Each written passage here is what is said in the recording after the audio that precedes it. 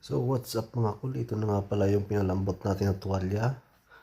At dito hihiwain ko na ito para magawa na natin ng paraan para makain natin. Ito hiniwa ko na to dito.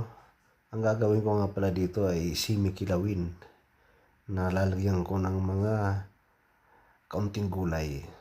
So hiwain muna natin to maayos. At maganda nga pala yung paghiwa ko dito talaga kasi talagang malambot na siya. Ayan. Ayan, nakikita nyo na sa bawat hiwa ko na parang dumediretso na lang yung kutsilyo ko na ginamit. Kasi talagang ano siya, malambot na. Ayan, hiniwa ko na parang ng panakot dito. Ayan.